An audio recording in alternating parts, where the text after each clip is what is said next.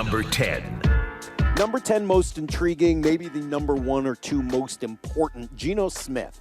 Why isn't he higher on the intriguing list? I think only because we've kind of seen a lot of him. I think we know who he is. But 10 is not nothing, right? I mean, still in the top 10, and why he's intriguing this year is how will he react to a new offensive system? Ryan Grubb was number 11, and he's number 10. Those two guys are going to be tied at the hip in so many different ways attached to each other. What does Geno look like in a system that hopefully will take better advantage of his strengths and allow him to use this wide receiver core to use the accuracy you talked about earlier, Brock, to use some of the quicker decision-making, to get the ball out and have success just moving the ball up and down the field in some good spots? I think Geno is intriguing because he is a case example of when a narrative is written, it's really, really, really hard to change it. I think the narrative out there around the league is, yeah, Geno's good. He'll never be great.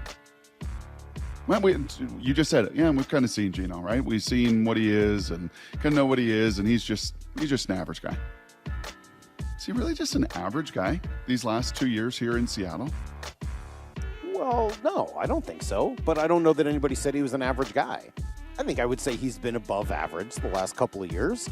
But I don't know whether I think anybody believes he's been in the elite category. There is something between elite and average, no?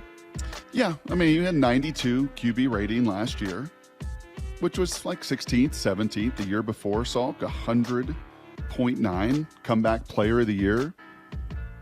Shattered franchise records galore, even Russ's records. Last 2 years, let's see, he's thrown 30 touchdowns to 11 picks. Last year, just 20 touchdowns, 9 interceptions. Very little help around him, especially last season. I mean, a putrid defense. Stinky, stinky, stinky. Didn't help get the ball, didn't help get off the field, didn't help stopping the run, didn't help in any way. And really, like, coming off of that 100 rating year, in many ways, top 10 statistical season, the question was, yeah, but you didn't win when it mattered. Right? Coming off of that comeback player of the year, Salk, the real question was, yeah, you got multiple opportunities late in games and just didn't do it. Just didn't check that box. And then this year, this last season, that's all he really did. I mean, he was extraordinary at that. Pair those two things together, the touchdown playmaking, 30 touchdowns of his comeback player of the year with his late game from last season. Pair those two things together, you have a top 10 quarterback in the league. He's number 10 on our intriguing list. I'm confident saying that. Pair those two things together, he is a top 10 quarterback in this league. I mean, and I think that's what makes him intriguing is that the national media just doesn't think of him that way. They would never ever see it. They would never ever see it. They would never say that. They'd say he's 34, he's been there, he's done it, he's fine, he's good for McDonald this year, and yeah, you know, he'll help him evaluate everybody else. Are you sure? I don't know, man. Chris Peterson's out there, and what jumps out to Chris Peterson? That guy can really throw. Mm-hmm. You're out there day one of training camp, and what jumps out to you? That ball, that dude can really throw. It is very, very Have obvious. a beer with Ryan Grubb. Have a Yep. beer with Ryan Grubb and ask him, hey, man, that Michael Penix guy that went number 8, who can really, really, really throw, like 80 yards and unbelievable RPMs, like how does Geno throw? How would you compare him? Geno's more accurate.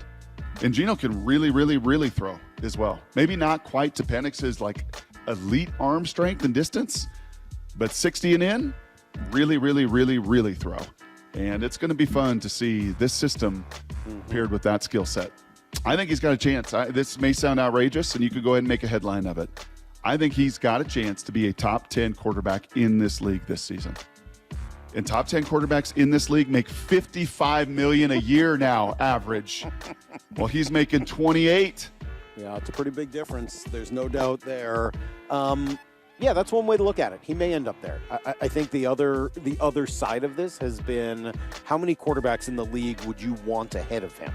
And that's not necessarily just guys who are going to have a better year this year, but guys with the upside potential, etc. And that's what makes him intriguing is can he, as you said, beat some of that narrative, shut it down, and turn himself into someone that the league views differently. The only way to do it is by winning playoff games.